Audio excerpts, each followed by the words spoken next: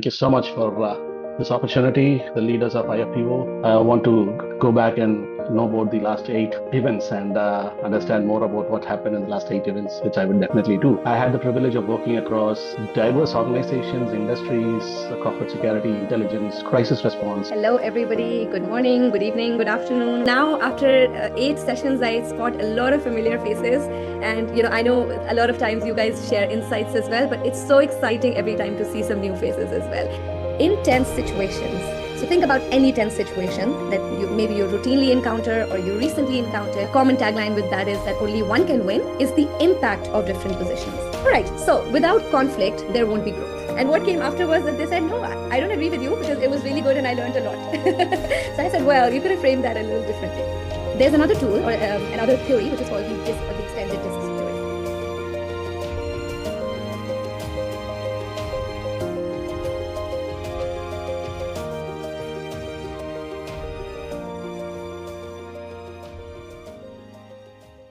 Good morning, good evening. Hello, hi everyone. Welcome to session 9 of our Read Forward series. Can you believe how far we have come together over the past 8 sessions? We have explored, learned, and grown, and it's not something IFPO could have done alone. Your support, engagement, and energy have made these 8 sessions truly meaningful, and for that, I want to sincerely thank you. For those who are new, I just want to introduce a little bit about the session. IFPO started this series with a clear purpose to provide a platform where you can develop practical skills, navigate real-world challenges, and grow as leaders. Each session is designed to give you insights, tools, and experiences that you can immediately apply, and today's session is no exception. And for those who might have missed any of the earlier sessions, or if you just want to revisit your favorite moments, they are all waiting for you on our YouTube channel. So anytime you want to catch up, reflect, or even watch again, it's just a click away. Check the link in our chat box. Today, we are diving into the topic that I'm personally very excited about, conflict conversations from tension to trust. This is something I can relate to deeply because handling conflict effectively is a skill that touches both our professional and personal lives. I know the challenges it brings, the tension it can create, and the growth it can inspire when approached the right way. I'm genuinely thrilled about this session because it's different, practical, and immediately applicable. It's about taking those moments of tension and turning them into opportunities for understanding, collaboration, and trust. And what makes this session even more special is that it's not just a conversation, it's a shared experience along with our speaker. We also have the leaders joining us from different parts of the world who will be guiding the case studies and helping shape the discussions in our breakout rooms. So before we move ahead, I want to pause for a moment and introduce someone I truly value having with us today. John Paul is joining us from India, and he is a leading security and resilience professional with over 2 decades of experience. But what really stands out about John is not just what he's done, it's about how he works with people. He has led teams through high pressure situations, built calm in moments of crisis, and dedicated a large part of his journey to helping others feel safer, stronger, and more prepared. His work sits at the intersection of security, human behavior, and resilience, which connects beautifully with today's conversation on trust. I invite to share a few insights with us. Please join me in welcoming John Paul. Hi, everyone. Fantastic. Thank you so much for this opportunity, the leaders of IFPO, and truly a milestone moment for me personally to be here on this day at the start of this year. And I just want to go back and know about the last 8 events and understand more about what happened in the last 8 events, which I would definitely do. And for the last 2 decades, as Misha was mentioning, I had the privilege of working across diverse organizations, industries, corporate security, intelligence, crisis response, and leadership development.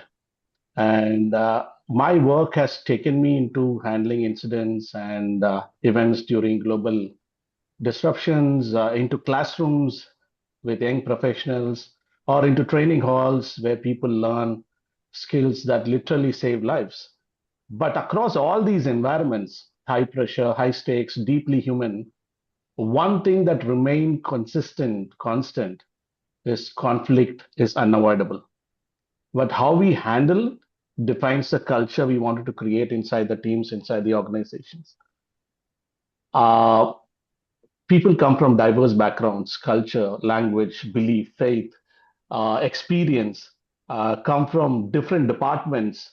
And then for everyone to have an acceptance of what we want to do, the milestones, the goals, the OKRs, the objectives, it's a challenging environment wherever you go, right? Whichever industry you go. So for us to understand, stay calm, listen to what's echoing inside the room, and then take a pause and seek guidance, seek help matters a lot. So I'm super excited to be here and share my experience, the stories and thoughts with a small group of people inside the room. But feel free to reach out to me in case of any support needed. And at the end of the session, I have also asked Misha to share a small document that I prepared for you all. That just a takeaway from this session, right? So super excited. Thank you, Misha. Thank you. Thank you so much, John. We really appreciate you joining and sharing your thoughts with us today. And then, now let's continue our journey and explore practical strategies to turn tension into trust. And to guide us through the session, we have Marine, mindset coach, who empowers people to reframe challenges, strengthen self-awareness, and grow with clarity and confidence. She always walk us through practical strategies, share insights, and help us understand how to navigate even the toughest conversations with confidence and clarity. So let's welcome Marina Wes. Hello, everybody. Good morning, good evening, good afternoon, wherever you are. Assalamu alaikum. I can see people from multiple languages here. So if anybody speaks French, bonjour. Somebody speaks Spanish, hola. As always, this is my favorite time of the month when I come in and connect with all of you. Now, after 8 sessions, I spot a lot of familiar faces. And, I know a lot of times you guys share insights as well, but it's so exciting every time to see some new faces as well. So, welcome aboard. One of my favorite topics to talk about is this, which is understanding conflict. But again, conflict has so many layers. And today, more than understanding conflict in its, generic form, we're going to look at conversations that help us get out of conflict. So language and vocabulary, what role that plays, and the neuroscience angle to it is something we're going to get into. There's so much to cover in it, but we're going to go through some of the tools. Like Misha rightly said, I love bringing tools because theory is only as good on paper, but it really makes an impact when you connect it to real, tangible, practical tools. So my suggestion to you is grab a piece of paper and a pen or a pencil, because there'd be definitely some insights to write down. You can take screenshots as you see fit. Like always, or like the last 3 or 4 sessions, we're going to go into breakout rooms about an hour from now. So whatever notes you've written down are going to help you in the breakout rooms as well. So conflict conversations. Like I said, our focus for today is going to be on conversations, and conversations is just on the surface.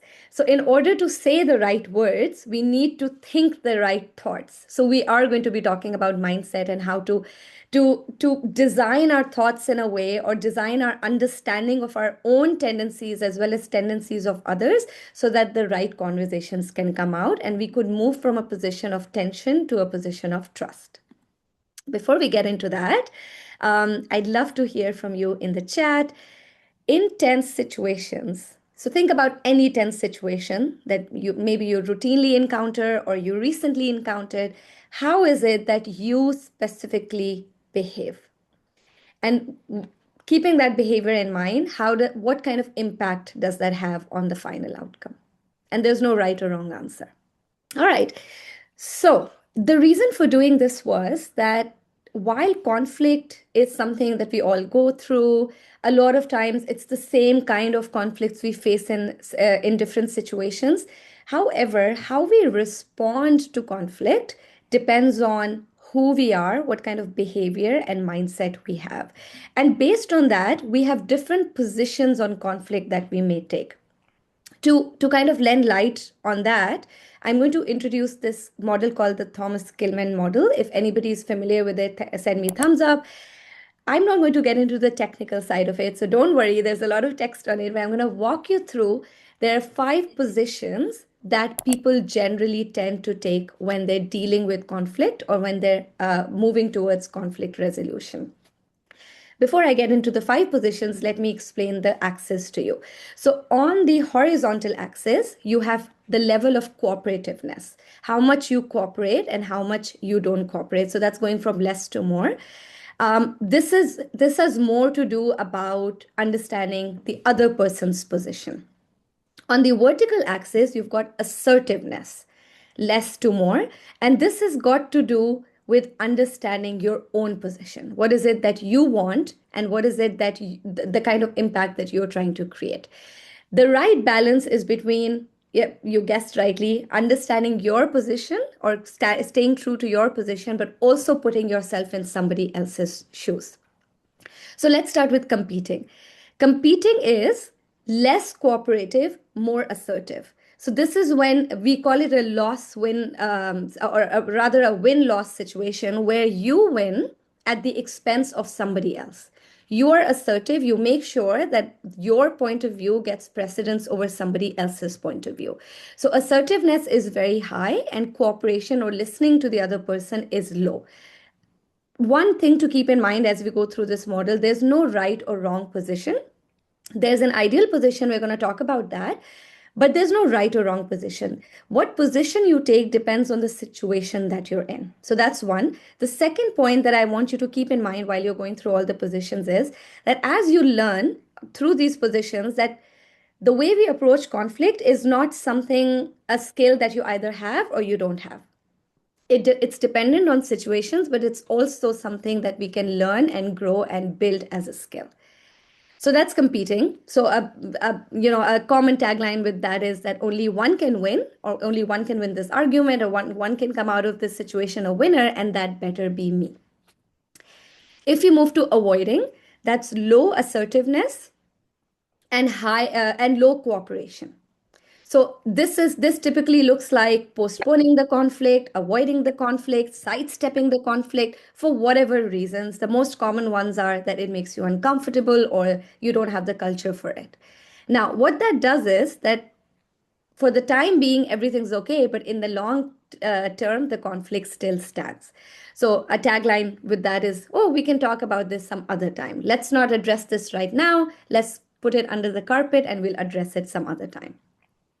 Compromising is right. Actually, let's go to accommodating first. So accommodating is low assertiveness, but high cooperation. So you're bending to somebody else's wishes.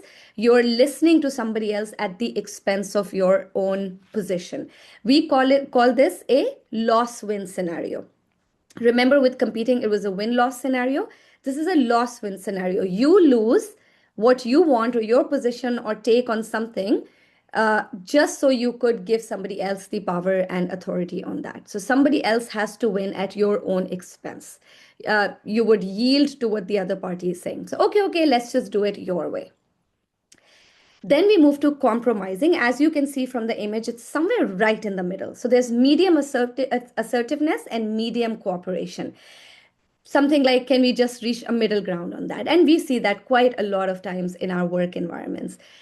This is better than every other position in a generic way, in average situations. However, what happens is that when you're right in the middle, so you have to give up something, you're asking the other party to give up something to reach something in the middle. So you still have to give up something and you still don't reach your goal or maximum output. So the best position in a generic way, of course, if the situation allows, is as much as possible, we should aim for collaboration. So collaboration is high assertiveness and high cooperation. So I reckon we can both get what we need. This is when collaboration is when two people or multiple people sit down and understand how do we get the best possible outcome for everybody without anybody having to give up something. And this is what we call a win-win situation. All right. If there are any questions at this point about the simple way that I explained it, please put it in the chat or just come off mute before I move forward. So send me thumbs up if everybody is clear. So as you can see, there are 5 different positions, and we're going to get a little deeper into that. Now, a question from all of you, and I want you to reflect on this a little bit in the chat before I give you the answers. What do you think is the impact of different positions? So look at the different positions. Let's start with competing. What do you think is the positive or negative impact of competing? It would be great if one person wants to come off mute and give me an answer. What could be one positive or negative impact of holding the competing position? I would request to raise hand if someone wants to come up Yes, unmute. and Misha would. Misha is the boss here who's going to select who gets to speak. And Misha, if somebody puts it in the chat, you can read it out loud, just in the intent of saving time. I would like to read a comment from a favorite person. Doesn't collaboration and collaboration eventually turns into a compromise? Oh, good question. I would actually say that sometimes it could start with a compromise and reach to a collaboration. But if you're collaborating in a creative way, in the way that it's supposed to, and we're going to get into that later in the session, then it would never be a compromise. Somebody would come up with a unique idea or a creative idea that helps you get the maximum output. So really good question, because that is the subtle difference between compromise and collaboration. Compromise, each party has to give up something and bend to something in order to achieve a little bit of something that they want. Collaboration is when you say, hey, let's step out of that. Let's put our heads together to think of a creative solution that stops us from being, from giving up something, but at the same time achieve our goals in the best possible way. So Okay. Rakhi has his Yes, Rakhi raised her hand, and Iram, you could tell me about avoiding. So Rakhi, what could be a plus and minus of adopting the competing position? So I feel that in the competing position, both of them don't win. So there is a loss for one person. And Yes, that's where absolutely. whatever they thought of doing together cannot be achieved. Whereas it's not a balancing act, I would say. Whereas in collaboration, it's 100%. And in compromising, it's a bit, both come together in some or the other way. So it's neither a win nor a loss.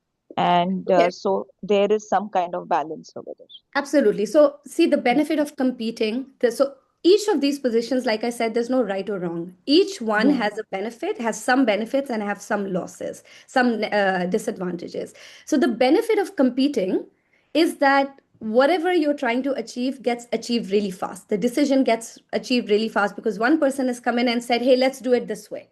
And whatever problem you were trying to solve, it gets solved very quickly. But the disadvantage of that is that there might be resentment. Creative ideas may get ignored because one or two parties have not been listened to. Over time, conflict will get deeper, and over time, the power balance will also get disturbed. So think about it like that. Iram, avoiding. If I just continue a small thought on that, the interesting comments from people that, collaboration is everyone wins, compromises, everyone loses. I feel it's how your mindset changes, going from collaboration to compromise or from compromise to collaboration. Is how you see things. You're trying to compromise. In the end, you say, you know what, let's find something that works. Because in the end, you have to leave the table with some gain. Ideally. So for me, it's a change, it's a shift of how you see things, not necessarily what the outcome is. So that's how I see the difference between compromise and collaboration to some extent.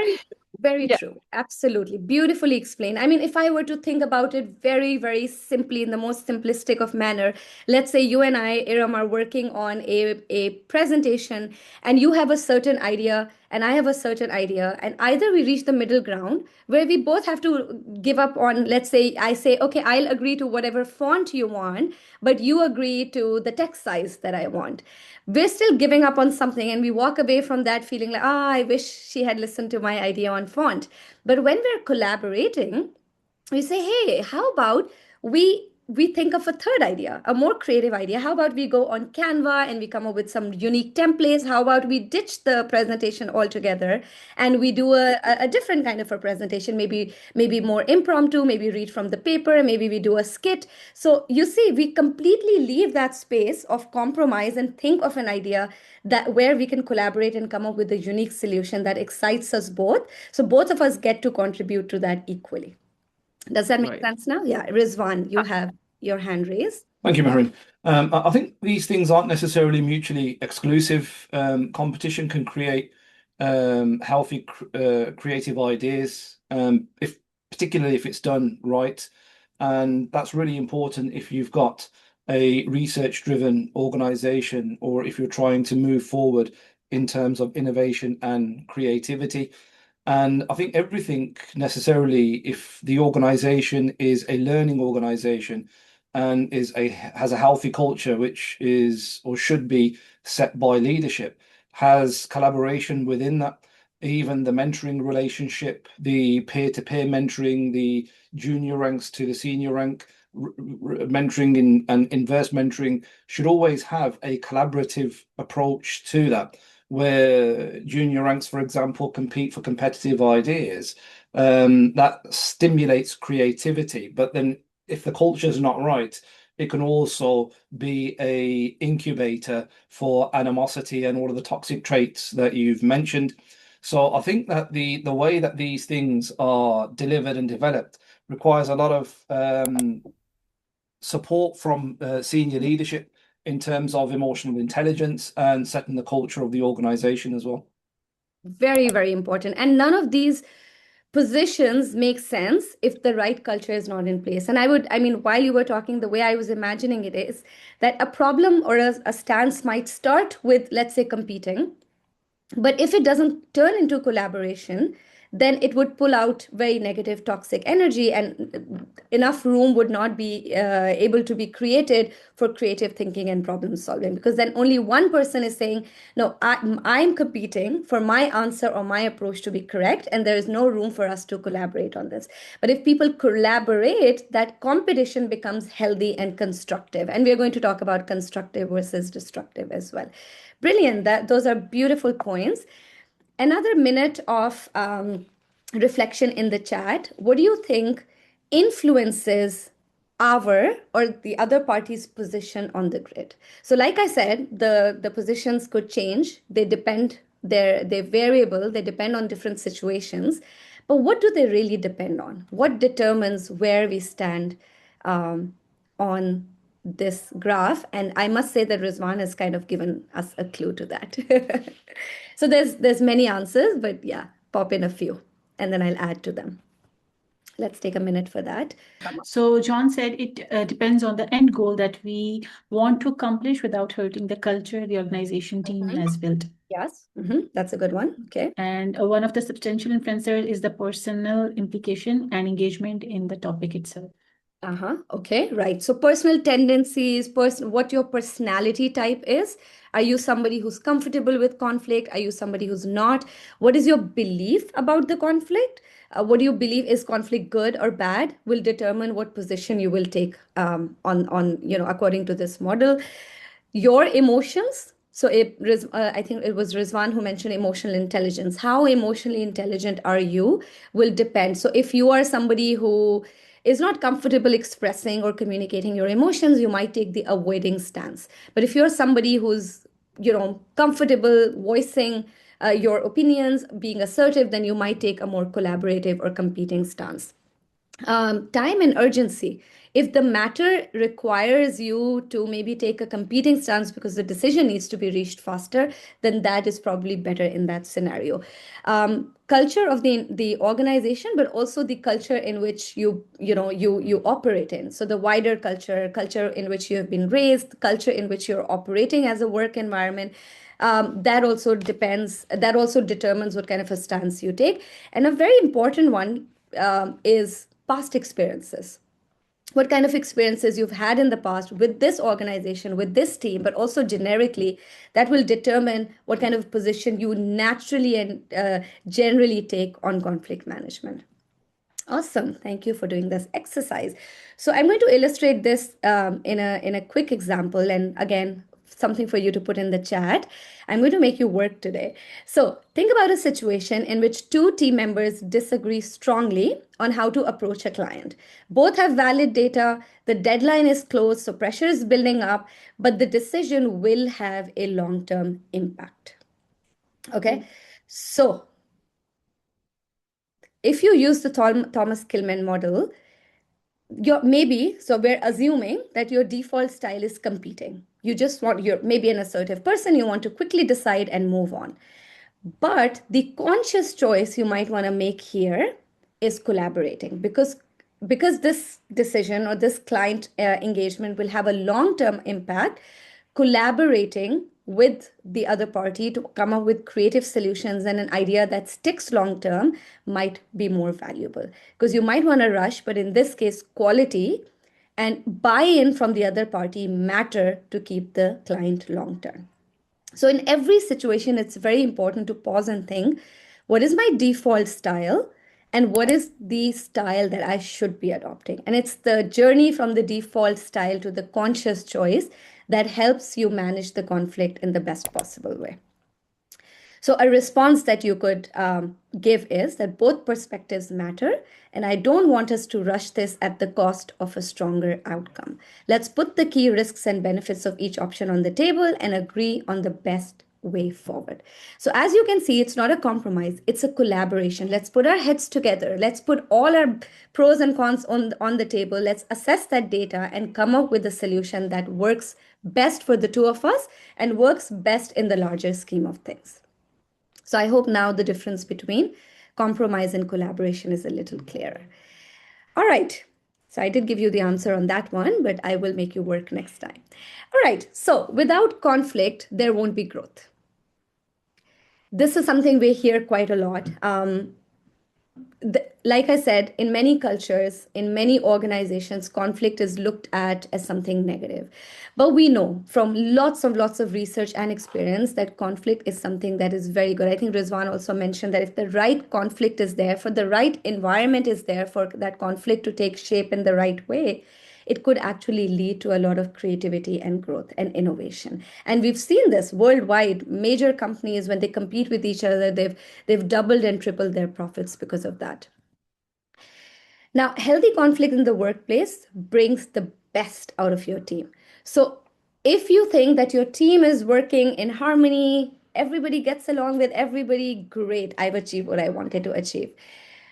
Chances are that either all of them are in avoiding mode, so they're avoiding conflict, but things are not okay under the surface, or they're just surviving. They're not coming up with innovative solutions because it's more important for them to keep the peace rather than disturb the waters. And then they're just doing mediocre work and not doing anything that would push and propel the entire team to an elevated level. So what we bring into the conversation here, the difference then is, how do we know if conflict is both good and bad? How do we know, when to engage with it and when not to? The difference is when you understand the difference between destructive conflict and constructive conflict. So moving from DC to CC, conflict is still there.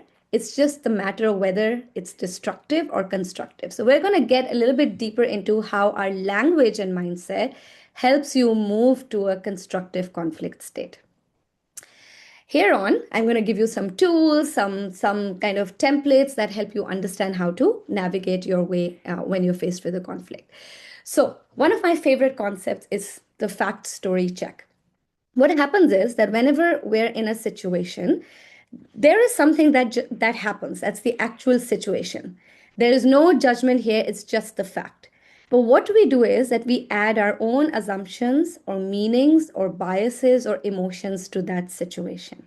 When that's the story we tell ourselves. When we do that, that is where the problem occurs. This is the space where the conflict starts to take shape. The idea is for us to be aware of what meaning, assumption, belief, or emotion we're adding to that situation and to do a quick check. And the best way to check is to ask yourself questions to test that assumption or added layer of meaning. I'll give you an example. Let's suppose you're in a meeting, you're delivering, you're excited, you've done a lot of work, and two people suddenly leave the meeting earlier. That's the fact. You observe two people walking out, but there's a story you're telling yourself. There's a meaning that you're adding to that. They don't value my input. Or how rude that they just walked out. That is where you need to stop and check. Is your assumption correct? So were they leaving for another commitment? Maybe they already got the information they needed. Maybe something else happened. There might be another layer. And of course, if you stop to ask yourself this question, you also create room to ask them this question if it's important. So when you understand what the fact is, when you separate the story from it, that is when you create a space to avoid something that could turn into a bigger conflict, or to address something that is bothering you, or address a conflict that has come up and resolve it. Now, what happens, very similar concept to that, is that half the time in this previous situation that I said, a lot of times people would just not bring it up. So they would just keep it inside. They would get irritated by it. Resentment would build over time. Maybe there's a pattern of people walking out of your meetings. It's the elephant you see, but you don't spot the elephant and you don't raise the elephant. And that eventually converts into a much bigger destructive conflict rather than constructive. So whenever there's an issue that is not spoken about, but you feel that it's important for you or everybody else can see it, there's an elephant there, everybody can see it, but nobody's raising it, that is when you know that this is a point where you need to bring it to the surface. So whatever attention there is, you bring it to the surface. You invite safe contribution. So a concept we use is psychological safety. Create psychological safety to let everybody know that they're not going to be punished or humiliated for sharing what is really inside them, what is really that they want to say about this. And then challenging the status quo gently. I'll give you an example for that. Okay, hold on. Did I? No. There's no example. But think about it, that if you think about this situation again, right? Two people have left the meeting, and maybe you see this quite often. So an issue, what you need to surface at this point or spot the elephant is that we notice that in meetings, people often leave the meeting. How do you feel about it? Ask everybody, do their check-ins, get their buy-ins, and also contribute from your side. I feel that the meetings would be more productive if everybody stayed till the end. And that is when you're challenging status quo. Now, if you do this gently and respectfully, this pattern might get broken. But if you keep this inside, not raise it, this would keep building up and cause resentment and burnout. Now, let's build some vocabulary for respectful disagreement. And I'm going to show you the difference, the fine line that converts constructive conflict to destructive conflict. So respectful disagreement would look something like, it focuses on ideas and not personalities. When you're in a you're in a conflict when anything that you're saying becomes personal, defensive, or emotional. You always do this. You never listen to me. You're always late to the meetings. You never give space to somebody else. You always talk over me. You always bring your ideas without consulting anybody. So you're focusing on the person and not the ideas. Respectful disagreement uses calm, clear, and professional language. Conflict is when you focus on winning or proving it's more important for you to prove the other person wrong or prove yourself right. So the matter, sometimes I often hear from people, we actually kind of forgot what the issue was. We got completely sidelined and derailed because it became more about the egos than about the issue itself. In respectful disagreement, the goal is to understand and find better solutions, and conflict is not about resolution. It's about winning or losing. When you're disagreeing with somebody respectfully, you build trust, because that's very important, because that's how people feel heard. You build psychological safety, but conflict damages trust and psychological safety. So no matter how much you disagree with somebody and how big the topic is, but if you do that respectfully, trust will not be broken. So an example, I see it differently. Here's my perspective, and I'd love to hear yours. That's respectful disagreement. You're disagreeing with somebody, you're letting them know that you're sharing your perspective, but you're also inviting somebody else's perspective. Conflict is when that's a terrible idea, you never listen. So you've made it about that person and that person's personality rather than the issue at hand, and you've left no space open to reach a conclusion collaboratively. So respectful disagreement is about challenging ideas to make them stronger. You don't agree, just the idea to avoid conflict is not to agree with everything, but to disagree so that you can come up with better solutions. You can make the idea stronger. The focus of conflict is about challenging people in a way that destroys trust. So the issue never gets resolved. You might win at the expense of somebody else, but the issue, the wider problem still stays there. It's the common ground where you have to reach. All right, so let's see some more. So I love this tool. I found it very, very useful in understanding when and how is it that you disagree with somebody in a more respectful way. And this, I feel, could apply in work scenarios, your personal life, and you're speaking with your spouses, your kids, anybody that you come into contact with. And that's called the PrEP model. So pause, and I'll get to the neuroscience of it. Pause. Respect. Respect comes not only from the words that you're uttering, but from your entire body language. What is your facial expressions in that moment? What are your eyebrows saying? How are your eyes looking at the other person? What your body language is like. If you fold your hands like that, it doesn't look like a very respectful way of disagreeing with somebody. Express what you need and really refrain from using the word but. Because human brain, when it hears the word but, forgets everything that was said before that. So if I say, John, I really like your speech, but, and then he will only hear what I said after the but, and also negates any positive feedback that I gave him. And of course, that is at some point, then he's going to fight back with me that, no, I disagree with you. My speech was great. And then I say, no, but yeah, sure, it was great. But. And then it becomes a matter of ego fighting, him defending that his speech was great, me saying that it wasn't. And we never reach a conclusion about that. And then you pause again. You pause again, because in this space is when you again need to put yourself in the other person's shoes and hear them. Now that you've expressed yourself, you need to give space to the other person to express. So a few more lines. I have a different take on this. May I share it? So this is a great way to share what you want to say, but also create space for the other person to contribute to that conversation. One concern I see is, notice how I didn't say one problem I see is. So using the right word in that scenario is very important. I would say stay away from words like problems, issues, because they don't wire our brain for a more productive conversation after that, just like but. From my perspective, the risk is, etc., etc. I would love to hear your perspective.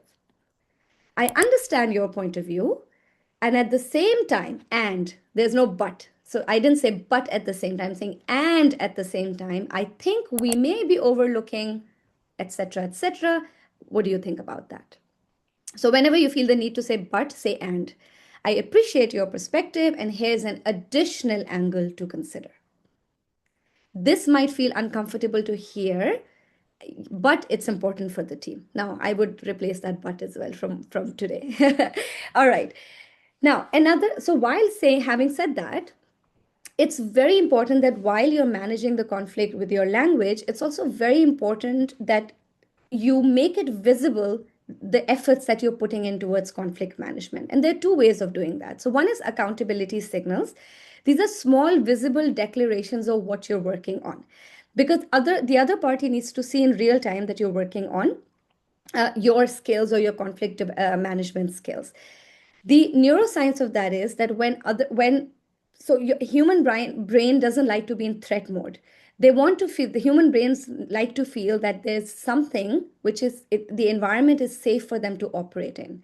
It releases dopamine, and there's the social accountability effect that all parties can share. And I'll show this through an example. So, for example, if I have reached the self-awareness that I tend to dominate discussions, then I would share that, hey, before the end of the meeting, I know that I tend to dominate discussions. I've gotten that feedback from you, and I know from past experiences that that might lead to conflict. I'm practicing pausing for others before I add my view. If you see me slip, call me out.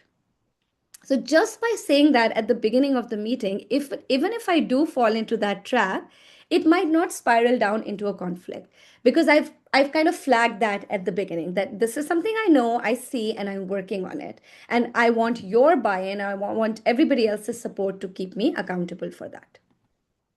I'm working on asking more questions before giving my view. If you notice me jumping in too quickly, please remind me. So there's this social accountability effect. And because everybody's kind of in it, it releases a group dopamine system. Similarly, so that was the first one. Secondly, if we're all human, we have slip-ups. When that happens, correct it in real time. So there's this concept known as neuroplasticity that we talk about, that we can rewire our brain in real time. So instead of waiting to fix our patterns tomorrow, day after, or next month or next year, we could fix them in real time. And I'm adding another layer to that we could actually get in the social buy-in to do that. So when you mess up, don't make a note that, oh, next meeting I'm going to fix this, because you need to stop it there and then, so that whatever conflict may have come as a result of that behavior will not get to that. So pause and redo in real life, in real time. How does that look like? Oh, I interrupted you. I'm so sorry. Let me stop and hear your full thought. Please continue. So the other person, let's say you interrupted them, they were coming up with an idea. You know, in 30 seconds or a minute, it's going to erupt into a negative conversation. But the minute they see you correct your behavior in real time, they will also give you more space. I gave you vague instructions earlier. Let me restate clearly what I need and by when. All right. Now, so this was one aspect of where conflict comes from, which is language. Now, another big part, and I'm sure a lot of you will agree, where conflict comes from is when there is some sort of confusion or mismatch about either the task, the role, the timing, or the quality of the work that you're doing together. So we call this the expectation clarity grid. Conflict comes because there is a mismatch between how you do things and how you expect the other person to do things, correct? So when that happens, it's very important to look at this grid, and I want you to make a note of it and make sure that you and the other party are on the same page when it comes to these four things. So let me give you an example. Please get this done soon.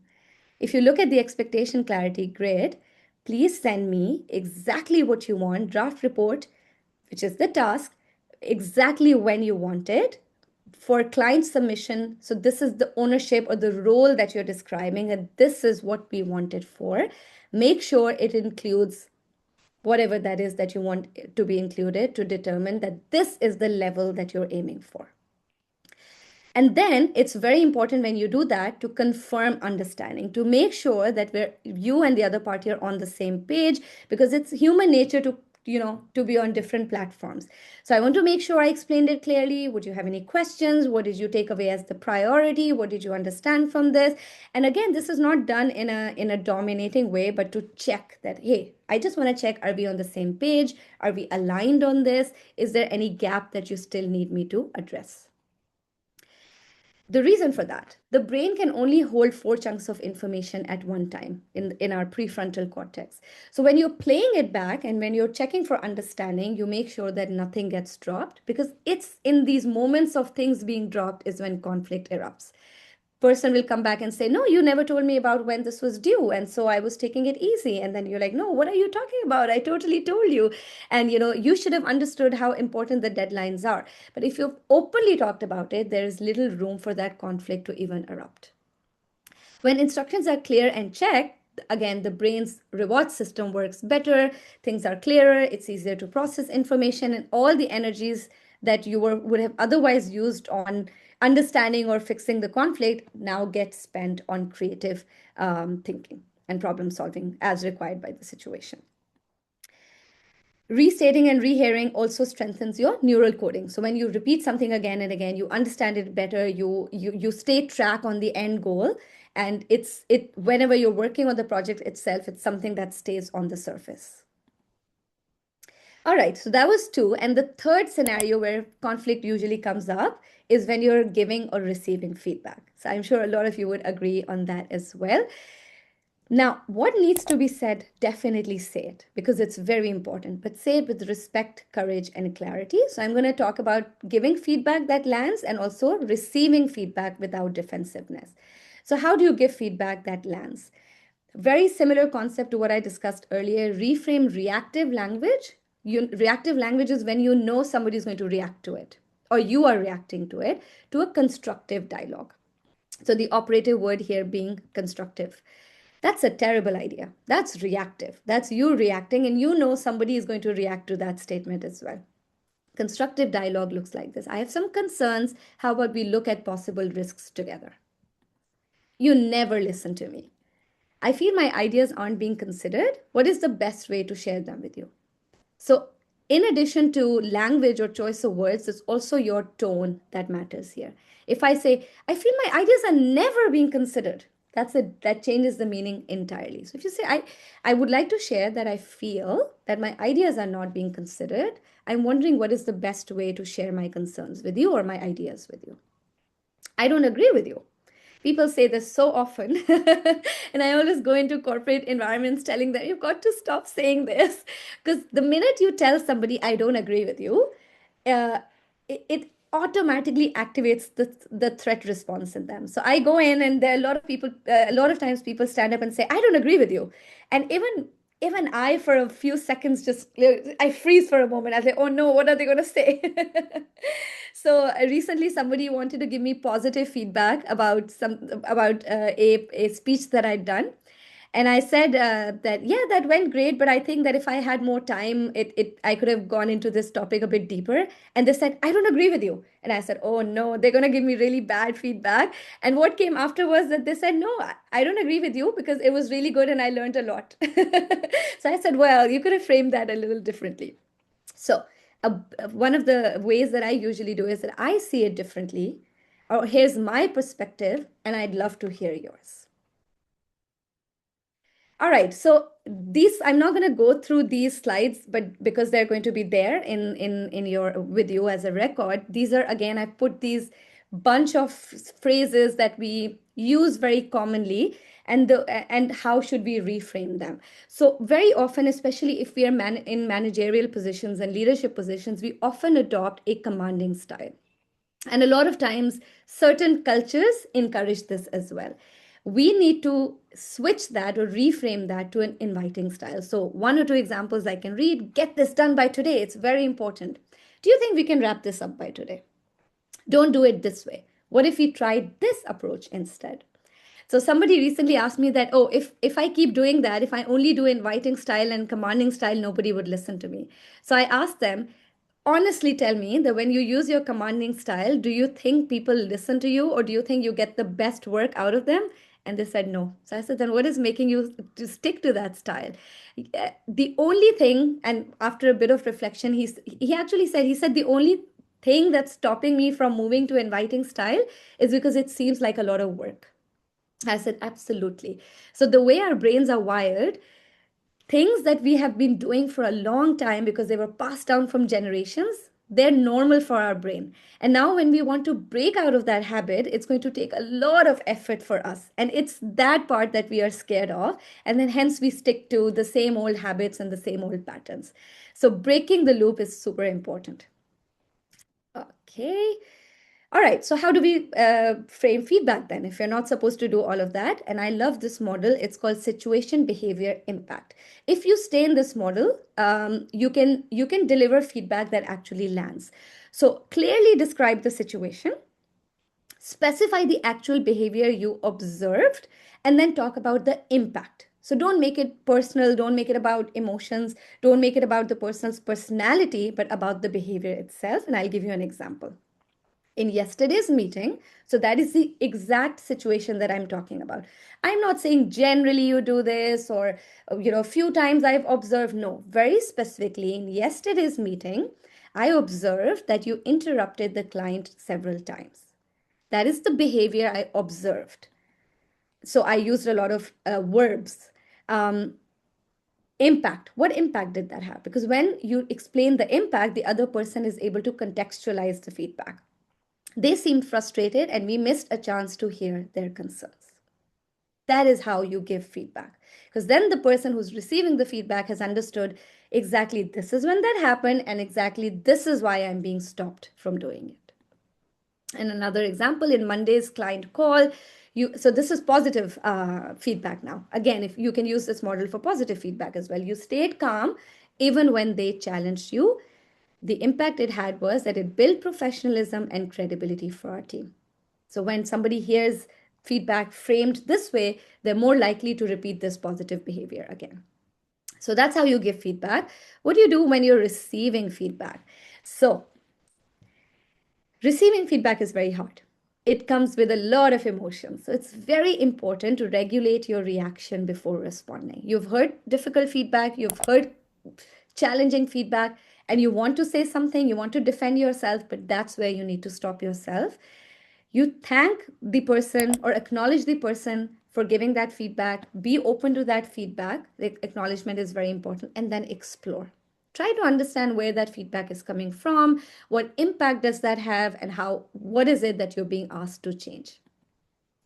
So for example, same if you interrupt too often in meetings, the defensive response is, but I only do it because people go off topic. That's you defending yourself. It's not going to get you anywhere. It also frustrates the person who's giving you feedback. This would end into a conflict, or that person would completely adopt the avoiding position and not give you further feedback. And that obviously hinders your growth. The tool in action, thanks for pointing that out, acknowledgement and affirmation. I wasn't aware of that. Could you share one example so I know when it happens? So that's you exploring, you being curious now and not being defensive about the feedback that you're receiving. And of course, here, if there's something that a different perspective that you have, then add it in the same way that I talked about earlier. I hear your perspective. I appreciate it. I would love to add my own perspective to this situation as well. So as long as you know it's not coming from a position of defensiveness. So that's another example. I'm going to skip it because we really want to leave time for breakout rooms. So similarly, like I said, it's the same logic that when you attack somebody with feedback that is not structured properly, then it activates the threat response in that person, and it doesn't help them use their prefrontal cortex, which is used for thinking and exploring and insight generation. All right, moving towards the end. So I talked about one model, which is the Thomas Kilmann model, that helps you understand what positions you're taking on conflict, depending on the environment you're in, or the culture you're part of, or the kind of personality that you have. Now, there's another tool or another theory, which is called the DISC or the extended DISCs theory. I presented this a few times before as well. Before all those people who knew, these are 4 different personality styles that most people get. In fact, everybody gets classified into. Some people might be just one. Some people might be a mixture of all 4, sorry. So I usually explain this by birds because it's easier to explain and to remember. Your eagle is your D style. These are people who are bold, who are driven, who are very results oriented. They love to take risks. These are your natural leaders. They're not afraid of taking risks. They're very, very assertive. I wouldn't say they don't care about emotions, but for them, the preference is on getting the work done or getting the goal achieved over the emotions of the people involved. Peacock, which is I style, are people who value connection and collaboration over everything else. So these are your natural influencers and motivators. They're very energetic. They're your natural extroverts. They would come in, they would motivate the room, they would lift their spirits up. If multiple people are not getting along, they'd make sure that they're getting along by motivating them, inspiring them, and helping them solve conflict. So these are very flamboyant kind of people. Then your dove is your S style. These are calm, stable people. They talk slowly, they do things slowly, they hate conflict.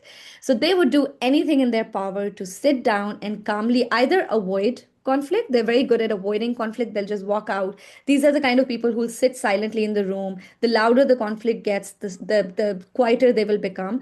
Or they will use their relationship impact with everybody and calmly encourage people to get along. Now, your C style people are your owls who love data, logic. They like to plan and organize, but they're also perfectionists and they overthink. So if there's a conflict, they would overthink and they would make sure that they would run it in their heads again and again. And that's why they reach the conclusion or a decision much slower than the other styles. Now, why am I talking about these four birds? Is because if we understand what our style is, number one, very important. And if we understand what the other person's style is, we can adapt our communication and our conflict resolution strategies accordingly. So if we are in conflict with somebody who's a D style, then we know that this person is direct, results focused, and wants control. So give them control and the conflict would come down a little bit. If you completely take control from a D style person, 100% would lead to conflict. 100%. If you know that this person is results oriented and a conflict has come up, if you tell them or if you try to win them over with emotions, not going to work. But if you show them that this is the impact that it is having, if we're conflicting on this is the impact on productivity or performance, it's going to motivate them to find a solution to that conflict. But if you plead to them with emotions, you're hurting my feelings, or it's again, if you tell them it's wasting our time or company's time, it's going to it's going to motivate them further. But anything to do with emotions, not really. Be direct with them. Don't beat around the bush. Tell them, yeah, this is what you said, and here's my perspective. How about we find a middle ground? People who are high I style, they want connection and expression. So give them space to express, give them space to collaborate and connect with other people so that they can voice out their conflict. They love to share their ideas. If you give them an opportunity to bring their ideas to the table, you could avoid conflict with these people. High S style people, again, want reassurance, they want respect, they want stability, they want time to process things. And if you give them all of that, much fewer chances of conflict. And high C style, mostly conflict comes with them when you're not giving them the right kind of information and you're expecting them to perform without giving them information or details or time to plan. When you give them that and when you explain to them the logic of things, not the emotions, the logic of things, again, not only avoid conflict, but if there is a conflict, you could move towards resolution much faster. So quick example before we get into breakout rooms. And Misha, this gives you some time to start putting people in breakout rooms. So let's say there's a situation where a team member has challenged your idea in a meeting. You're a high D. So let's assume you're a high D and the other person is a high S. So high D is your eagle and high S is your dove. So I want you to put in chat, what is your instinct going to be? If you're a high D, what is your instinct response going to be? And what do you think they want from you? And hence, how would you adjust keeping DISC in mind? This lets you use your brains a little bit now. It's really fun to work with DISC, but yeah, it's a bit challenging to think about scenarios. So yeah, hope you have fun. Rakhi says, we will prove to show that our idea is the best with reasons of high D. Very good. And how do you understand what the need of an S-style person is in that moment? So if you push your idea too fast to an S-style person who values stability and who likes things to be calm, who need time to process things, again, they might maybe adopt an avoiding stance. They might just completely avoid sharing their ideas. So a creative idea might get lost or not shared because of that. Or they may feel so stressed or pressured that either they would get burnt out or get into a conflict with you or completely walk away or completely go silent, completely accommodate to you. Could be any of those positions. So, very good. That was correct. Push for speed. Their need is safety and reassurance. So, the disc adjustment you would need to do if you're a high D is to slow your pace down, acknowledge their stability and their need for stability, give it back to them, give them reassurance, give them space to share their ideas or to think about their ideas rather than pushing them towards a solution. So response. I know change can feel disruptive, and that is when you understand it's an S-style person. S-style people do not like change. They like to keep with the status quo. So maybe that is one of the reasons that they have challenged your new idea, because they would say, oh, we've done this all this time, this particular way. Why change now? This is very common for S-style people. So if you understand that, you understand where they're coming from, you can acknowledge that and provide them reassurance that it's quite okay to move to a different idea. So I know change can feel disruptive. How about we talk through what this means for you before we move ahead? So let's give you some time to process this. Let's hear your side of the story before rushing you into this new idea. So I hope that makes sense. Okay, so while Misha is putting you into breakout rooms, what we're going to do is, just start putting in the chat, let's break for 2 minutes and think about what all that you learned today. What is the one big insight that you're taking away? So then next time you're in conflict, what is that one thing that you're going to do differently? So the more you share, the more your neural pathways will remember it the next time.